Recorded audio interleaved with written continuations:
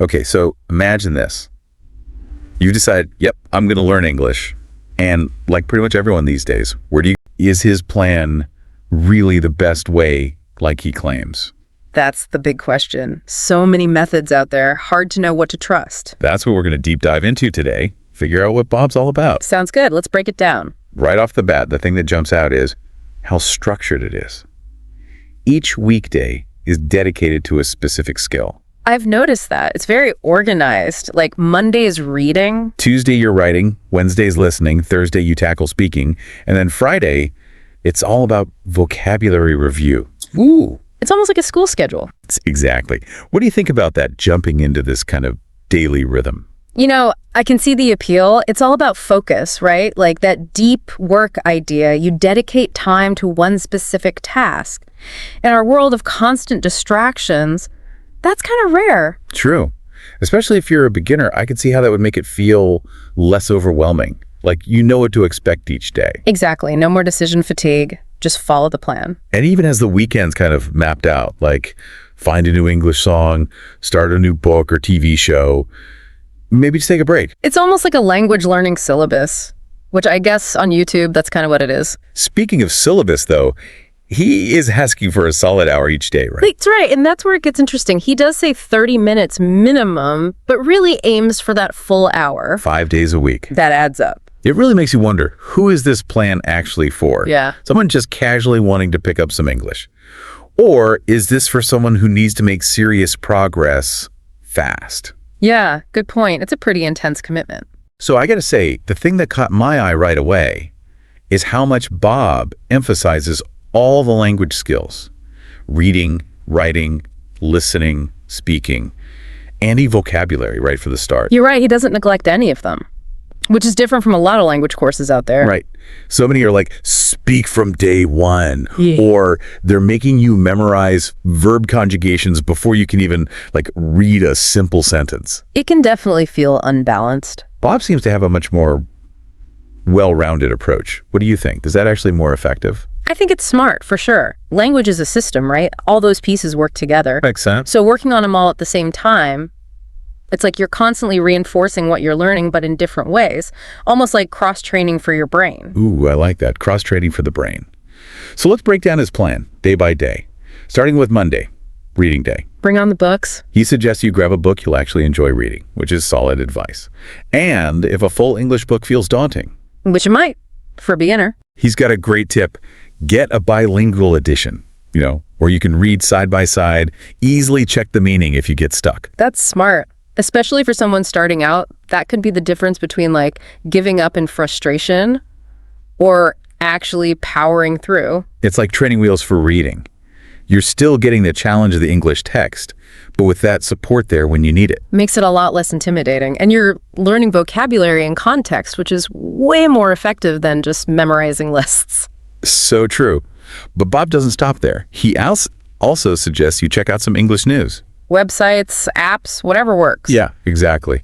And he's a big fan of something called Simple Wikipedia. Oh, yeah, I've used that with students. It's fantastic. It's like Wikipedia, but written in simpler language. Specifically for English learners, which, we talk about immersing yourself in the language using authentic materials, but sometimes that can feel overwhelming if you're not ready. Totally. Simple Wikipedia is a great way to kind of ease into that. Explore topics you're interested in, build up vocabulary, start getting comfortable with different writing styles. Win-win. Okay, so we're reading a book, maybe check out some news, exploring Simple Wikipedia. You'd think we'd be done with Monday, right? It sounds like a pretty full day already. But not so fast. Bob has a few more tricks up his sleeve. He's really big on this. Write down any new words you come across. Actively build that vocabulary list. That active learning is key. Just seeing a word isn't enough. You got to engage with it. And then he wants you to do a little speaking, writing, AD listening practice. Wait, all based on what you just read? Yeah. Like he wants you to read aloud from the book. Interesting. Copy down passages. Yeah. Even try to find the audiobook version if you can. Wow. He's really weaving all those skills together, huh? Right. I mean, it's a lot to pack into one day, but do you think there's something to this idea of constantly switching between skills? Like, does that actually help you learn better? There might be something to that. There's this concept called interleaving. It's basically mixing up different skills and concepts as you study. Instead of just focusing on one thing for a long time? Exactly. And the research actually shows it can be super effective. It forces your brain to work harder to make connections between things. So it's not just about the quantity of time, it's about the quality of how you're using it. You got it. Like, you could spend an hour just reading, and yeah, you'd learn something, but by actively engaging with the material in all these different ways, it's like you're supercharging your learning. Makes sense. Okay, I'm officially intrigued. What does Bob have in store for us on Tuesday? Well, if you thought Monday was busy, get your notebooks ready, because Tuesday is writing day. Bob suggests at least 30 to 40 minutes just writing in English. And he's got some pretty specific tasks in mind, right? Oh yeah, it's not just free writing. Get ready for this. He wants you to write 5 things you did yesterday to practice past tense. Okay. 5 things you'll do tomorrow for future tense. Getting that grammar in there. Then he wants you to write about what you like or dislike about the book you're reading. So, working on expressing opinions. And finally, A 5 to 10 sentence summary of the book. It's like a little writing workshop. it's a lot more structured than I expected. I mean, it sounds almost like a class assignment. Is all this really necessary for, like, learning to speak English? That's a fair question. I mean, who actually writes that much these days anyway? Exactly. But think about it this way. Each of those tasks is targeting a specific skill. Yes, you're practicing grammar, but you're also learning how to organize your thoughts, express yourself clearly, and summarize information. Okay. Those are essential for good communication, right? Whether you're writing an email or having a conversation. I never thought of it that way. So he's sneaking in grammar practice without it feeling like a chore. Pretty clever, Bob. Right. He's all about integrating those skills. So what else is on the Tuesday agenda? Well, he says keep adding those new words to your vocabulary list, which makes sense.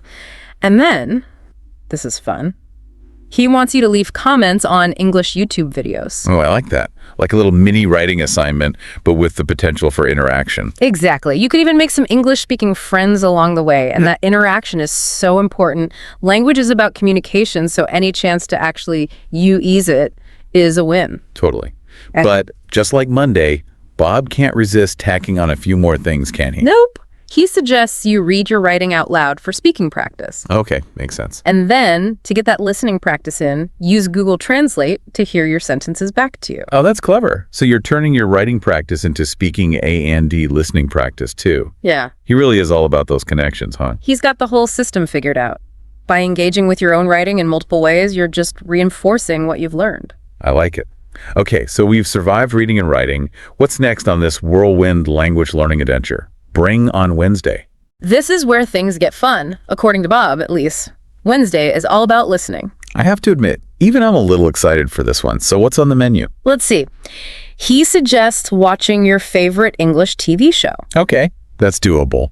listening to an English song multiple times, really paying attention to those lyrics, All right, I could do that. and of course, watching English YouTube videos.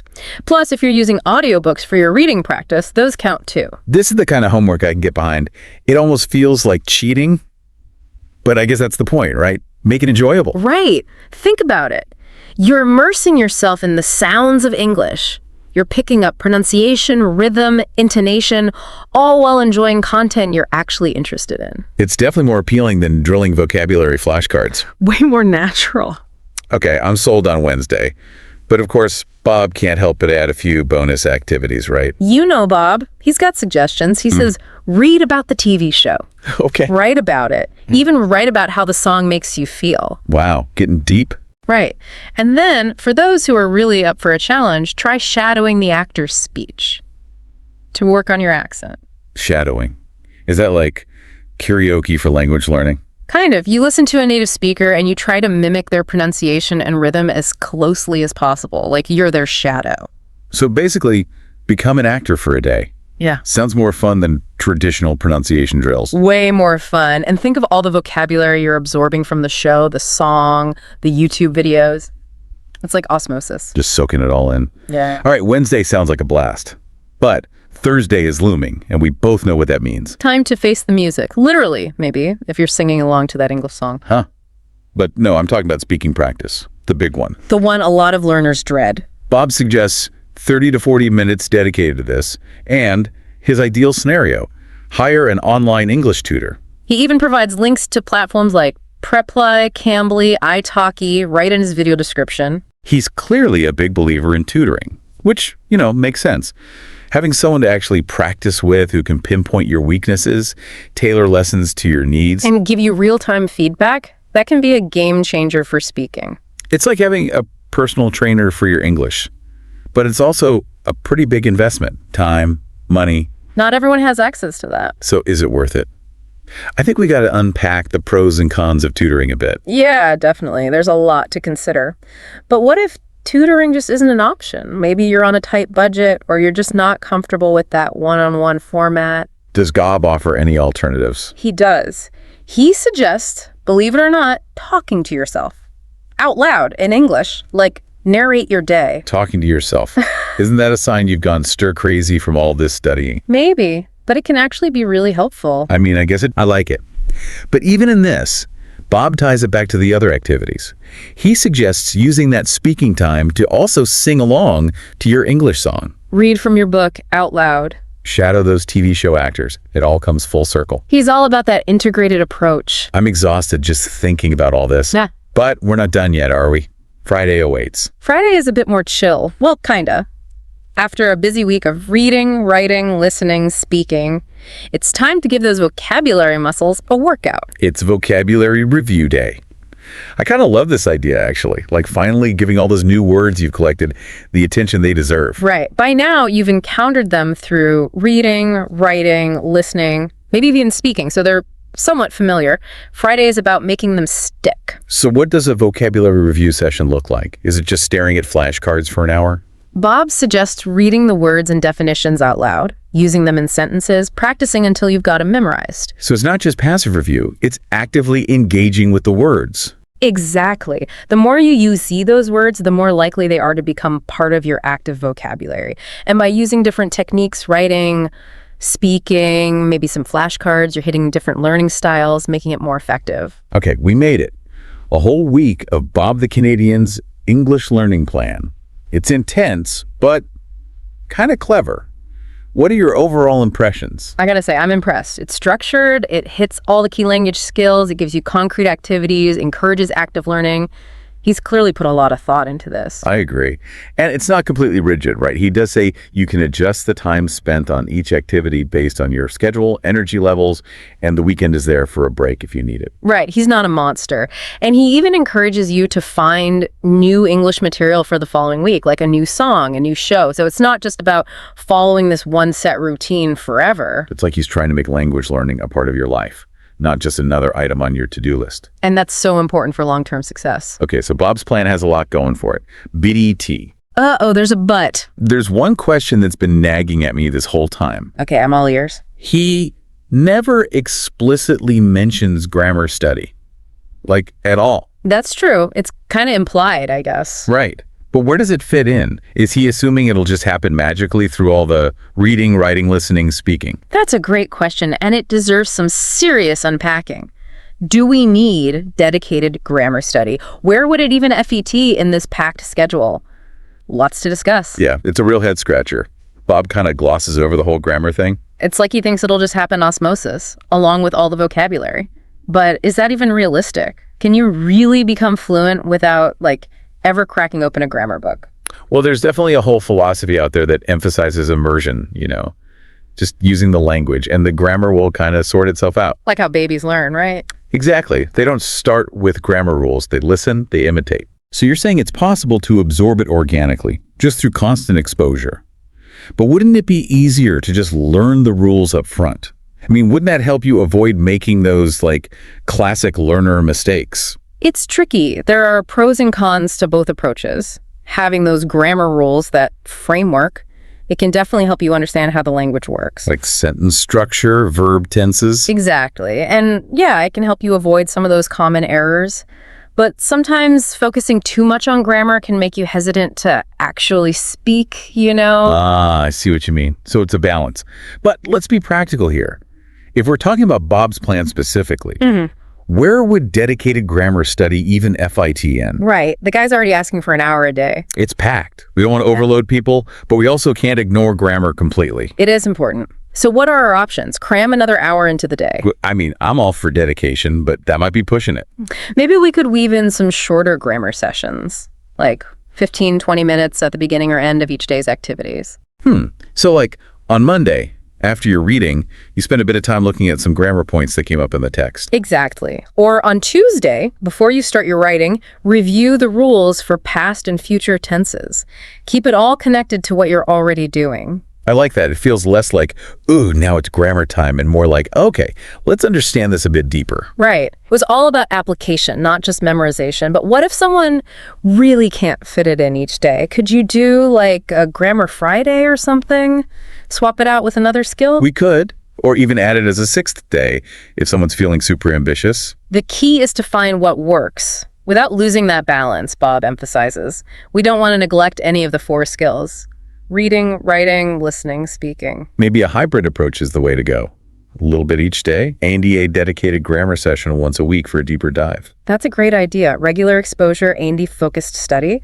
And hey, if someone's really into grammar, they can always do more. Always room for extra credit. Okay, so we've addressed the grammar elephant in the room, but let's zoom out a bit and look at Bob's plan as a whole again. What are the strengths that really jump out at you? Well, we've already talked about the structure, how it hits all those skills. It's a holistic approach, you know. It recognizes that reading, writing, listening, speaking, they all feed into each other. It's not just about memorizing stuff, it's about actually understanding how the language works. And the emphasis on actively building vocabulary is huge E. So many people just passively hope words will stick, but Bob gives you a system. And by tying it back to those other activities, the words you're learning are actually relevant to what you're doing. Exactly. It's not just words on a list, it's words you can actually UUC. And I gotta say, I really appreciate Bob's positive attitude. He makes learning English seem fun, which is not always easy. It can be a grind. Yeah. But he's like that encouraging friend who's always cheering you on. Makes a big difference for motivation. Okay, we've talked about the good stuff.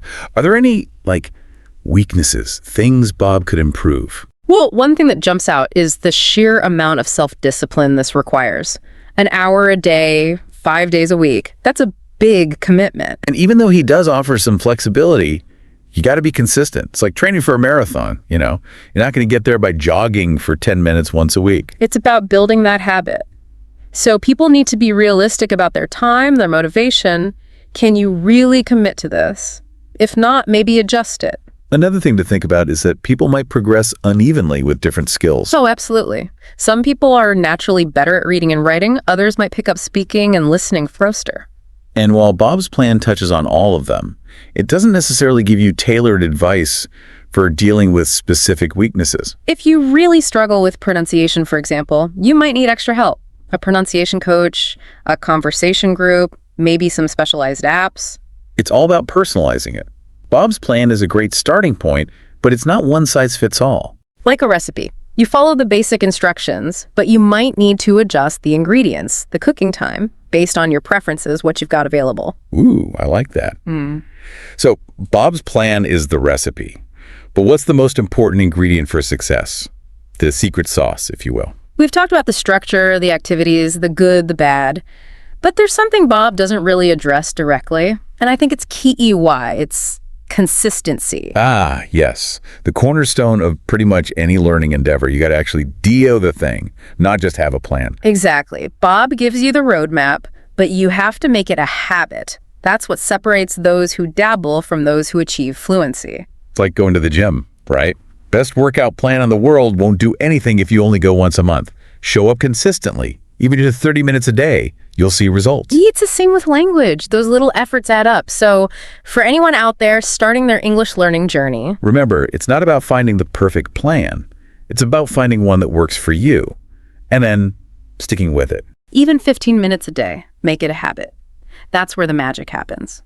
It's not about being perfect. It's about showing up, doing the work, even when you don't feel like it. So inspiring. Okay, we've got Bob's plan as our base, added a bit of grammar, a pinch of flexibility, and a whole lot of consistency. What else should our listener keep in mind? As much as we've been analyzing this plan, I think the biggest takeaway for me is that there's no one best way to learn English. It's personal. So true. Some people love structure. Others need more freedom. Some are grammar nerds. Others pick it up more naturally. It's about knowing yourself as a learner. And it's about remembering that language learning is a journey, not a destination. There'll be ups and downs, times you want to quit, but it's about celebrating those wins along the way. Yeah, don't get so caught up in the goal that you forget to enjoy the process. Learning a language is a gift. It opens up new worlds, connects you to people, cultures. So cheesy, but so true. Be patient with yourself, be kind to yourself, and most importantly, have fun. Those are words to live by. Language learning and life in general. We've covered a lot today. Bob's plan, the grammar question, the importance of consistency, finding that joy in the process. What are your final thoughts? I feel energized. I want to go start my own English learning adventure. Bob's plan is a great springboard, and now we've added even more tools to the toolkit. Me too. And remember, listeners, we're here to support you. But before we wrap up completely, we want to hear from you. What are your thoughts on Bob's plan? Does it resonate with you? Would you add something, swap something out? Head over to our website, our socials, let us know. We love hearing different perspectives. The beauty of language learning is that there's no one right way. It's all about finding what works for you. Embrace the journey. Beautifully said. Until next time, everyone, happy learning. Happy learning. It's funny, we spent all this time talking about Bob's plan, like it's some kind of, holy grail. The be-all, end-all of English learning. Right. But I think the real lesson here is there is no best way. It's all about what works for you individually. Exactly. Like we were saying, Bob's plan is a great starting point, but it's a recipe you can tweak. Add a little spice, take something out. Exactly. Some people love that structure, that routine. Others, they need more flexibility. And some folks might need more grammar. Some might pick it up more easily through just using the language. Know yourself. That's so important. We get caught up searching for that magic solution, that one thing that'll make you fluent overnight. But language learning, it's a process. It's personal. And it takes work. No getting around that. Yeah. But it doesn't have to be a total slog. Bob actually makes it seem kind of fun. Yeah, he really emphasizes the enjoyment factor. Watching TV, listening to music, chatting online. It's like sneaking in the learning. Exactly. Make English a part of your life, not just this thing you got to do for an hour a day. That's what leads to real fluency, right? When you're not just memorizing, but actually using the language. Connecting with people, experiencing the world. And maybe, just maybe, you discover that the best way for you is the way that brings you the most joy. Love that. It's not always about finding the perfect method. It's about finding the one that sparks something in you. So to our listener out there on their English learning journey, what do you want them to take away from this whole conversation? First off, you're not alone. There are tons of resources, communities of learners. We're here to support you. But even more than that, don't be afraid to experiment. Try different things, see what clicks. And remember, it's a journey. Celebrate the small wins, be kind to yourself, and, most importantly, have fun. Can't say it enough. All right, before we sign off for good, we want to hear from you. What resonated with you today? What are your biggest struggles? Share your thoughts, your questions on our website, our socials. We love hearing from you. The beauty of it all is there is no single right way. It's about finding what works for you. Until next time, everyone, happy learning. Happy learning.